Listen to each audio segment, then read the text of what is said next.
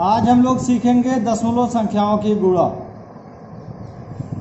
दशमलव संख्याएं, जैसे पहली संख्या हम लेते हैं दशमलव वाली संख्या 0.25। इसमें हम गुणा करते हैं पूर्णांक से। पूर्णांक में ले लेते हैं 10। अब इसका गुणा करने का आसान तरीका है, 1 का 25 में गुणा करिए। अभी दशमलव दिमाग से निकाल दीजिए, 1 का गुणा करिए 25 में। 1 का 25 में जो गुणा करेंगे तो 1 पचाए 5 और 1 दुआए 2 हो गया। 1 के बाद देखिए 10 में कितने जीरो रहेंगे, 1 जीरो। यहाँ आप 1 जीरो बढ़ा देंगे। अब देखेंगे दशमलव संख्याओं में दाहिने तरफ से बाएं तरफ की तरफ कुल कितने अंक के बाद दशमलव लगा हुआ है। 1 अंक, 2 अंक, 2 अंक के बाद दशमलव लगा है। हम गुणनफल में भी 2 अंक के बाद दशमलव लगाएंगे। पहला अंक, दूसरा अंक, 2 अंक के बाद दशमलव। एक गुणनफल हो गया 2.50। इस तरह से हुआ। दूसरा संख्या लेते हैं, ले लिए 12.345। हम इसमें गुणा करते हैं पूर्णांक 100 से। इसका भी वही तरीका है, हम 1 से गुणा करेंगे 12,345 में। 12,345 से गुणा होगा 12,345 आएगा।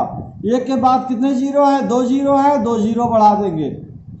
अब देखिए दशमलव वाली संख्या में दाहिनी तरफ से बाएं तरफ की तरफ गिनेंगे कितने अंकों के बाद दशमलव लगा हुआ। 1 अंक, 2 अंक, 3 अंक। 3 अंक के बाद दशमलव लगा, इसमें भी 3 अंक के बाद दशमलव लगेगा। 1 अंक, 2 अंक, 3 अंक, यहाँ दशमलव लगेगा, यहाँ दशमलव लगा देंगे। अब इसका गुणनफल हुआ 1234.500।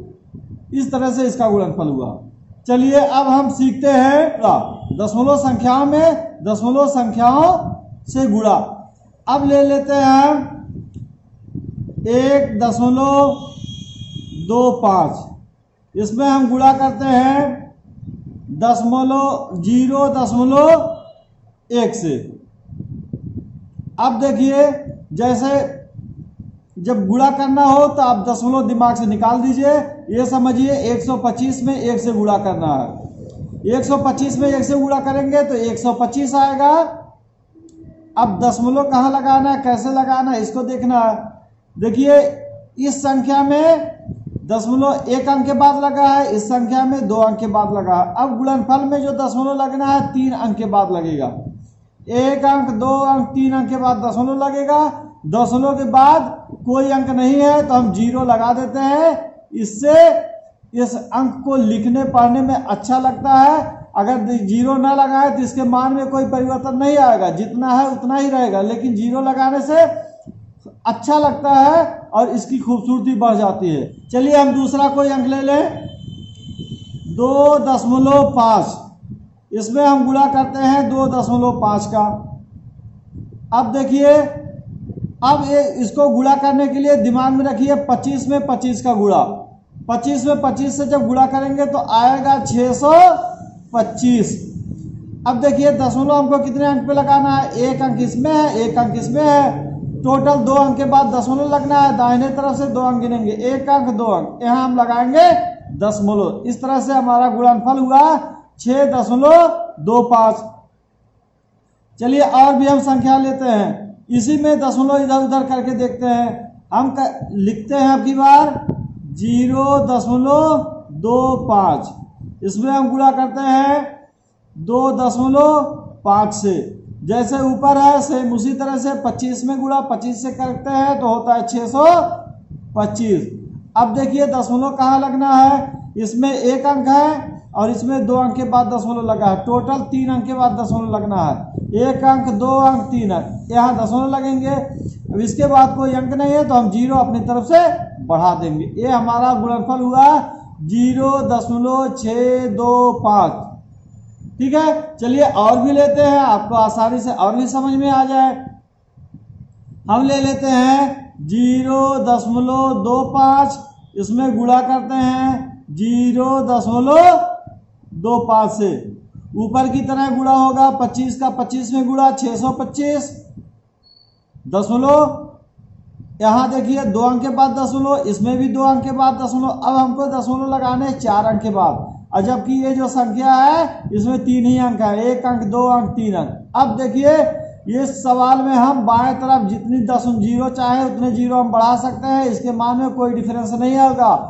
अब हम गिनेंगे दाहिने तरफ से अंकों को, 1 अंक 2 अंक 3 अंक 4 अंक। 4 अंक के बाद दशमलव लगाने का तरीका ये है कि अब यहाँ आ गया दशमलव। अब पूरी संख्या जो होगी गुणनफल वो होगा 0.0625। बात समझ में आई? चलिए हम एक अंक और लेते हैं, 0.1 में गुणा करते हैं 0.1 से। अब यहाँ देखिए भाई गुणनफल क्या होगा, 1 का 1 में गुणा करने पर कितना आएगा, 1 आएगा। लेकिन दशमलव कितने अंक पे लगना है, 1 अंक यहाँ 1 अंक यहाँ, दशमलव लगने 2 अंक के बाद। ऊपर की तरह यहाँ भी हम जितने जीरो चाहें बाएं तरफ बढ़ा सकते हैं, इसके मान में कोई डिफरेंस नहीं। अब हमको लगाने हैं दशमलव 2 अंक के बाद 1 अंक 2 अंक, 2 अंक के बाद दशमलव लग गया। इस तरह से हमारा गुणनफल हुआ 0.01। ठीक है, चलिए और भी संख्या ले लेते हैं, आपको अच्छी तरह से पूरी बात समझ में आ जाए। इसके लिए हम लेते हैं 0.01, इसमें गुणा कर देते हैं 0.1 से। ऊपर की तरह करेंगे, 1 का 1 में गुणा होगा 1 होगा, दशमलव कहाँ लगना है ये हमारा सवाल है। इसमें देखिए 1 अंक के बाद दशमलव है, इसमें दाहिने तरफ से गिनते हैं तो 2 अंक के बाद दशमलव लगा हुआ। अब हमको टोटल दशमलव लगाने हैं 3 अंक के बाद, और जबकि यह 1 अंक है, इसके बाएं तरफ हम जीरो जितने चाहे बढ़ा दें, इसके मान में कोई डिफरेंस नहीं होगा। अब हम क्या करते हैं, 3 अंक के बाद दशमलव, 1 अंक 2 अंक 3 अंक, 3 अंक के बाद यहाँ दशमलव लग जाएगा। बात समझ में आई?